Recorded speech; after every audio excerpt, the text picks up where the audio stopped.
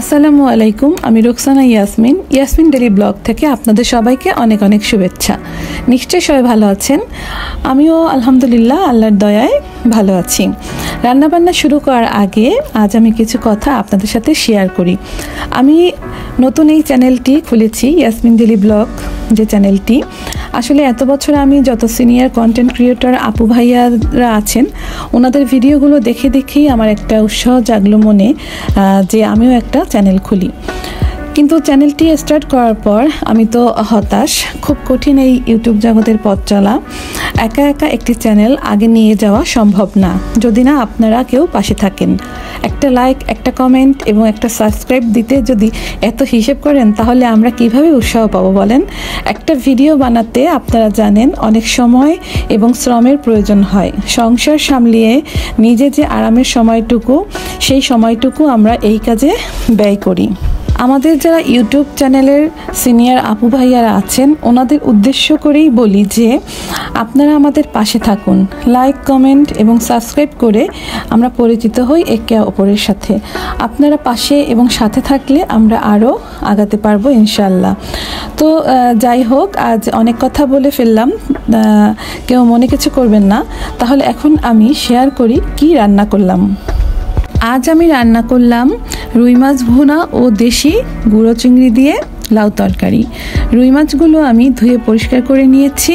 এখন এগুলো হলুদ, লবণ, মরিচ দিয়ে মেখে কড়া করে ভেজে নেব। কড়াইয়ে তেল গরম দিয়ে আমি একে একে সব মাছগুলো ভেজে নিচ্ছি।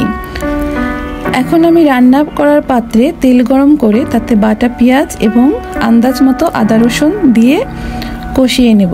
এবার তাতে হলুদ গুঁড়া, মরিচ গুঁড়া, কাঁচামরিচ এবং আমি যে কারি মশলা বানিয়েছি সেই কারি মশলাগুলো দিয়ে দিলাম।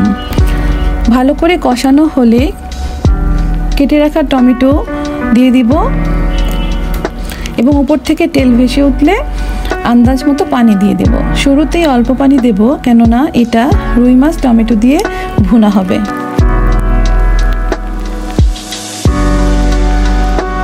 আসলে ধনেপাতার সিজনে আমি সব কিছুতে ধনেপাতা ব্যবহার করি, কিন্তু এখন যেহেতু নেই সেহেতু আমি জিরা গুঁড়া উপর থেকে ছিটিয়ে দিচ্ছি। ব্যাস হয়ে গেল আমার রুই মাছ ভুনা। এখন আমি আসি লাউ চিংড়ি মাছে। লাউ ও চিংড়ি মাছ কুটে রেডি করে নিয়েছি। আমি বরিশালের মানুষ, তাই দেশি স্টাইলে দেশীয় রান্না আমি খুবই পছন্দ করি।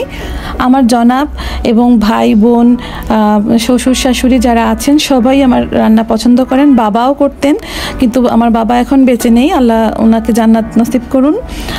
আপনারা করেন কিনা জানাবেন। তো আসি আমি রান্নায়। চিংড়ি মাছগুলো আমি শুধু তেল ছাড়া আগে একটু জাল দিয়ে নেব। এতে করে চিংড়ি মাছের যে একটা অন্যরকম ঘ্রাণ আসে সেটা বের হবে। একটু হলুদ, একটু মরিচ গুঁড়া এবং লবণ দিয়ে সাথে একটু পানি দেব। পানিটা শুকিয়ে এলে এবার তেল দিয়ে দিচ্ছি, পেঁয়াজ ও একটু রসুন বাটা দিলাম। এখন আমি এই মশলায় লাউ দিয়ে দেব। ভালো করে মশলার সাথে লাউ মিশিয়ে নিচ্ছি যেন লাউয়ের থেকে যে পানি বের হয় সেটা বেরিয়ে আসে। এবার আমি ঢেকে দিলাম। কিছুক্ষণ পর ঢাকনি উঠানোর পর দেখুন লাউয়ের অনেক পানি বের হয়েছে। সেদ্ধ হয়ে গেলে বাটিতে পরিবেশন করব। ধনিয়া পাতা থাকলে অবশ্যই আমি দিয়ে দিতাম। তাহলে আজ এই পর্যন্ত। ভালো থাকবেন সবাই। ভালো লাগলে কমেন্ট করে জানাবেন এবং একটা লাইক এবং সাবস্ক্রাইব করে দিবেন। ধন্যবাদ।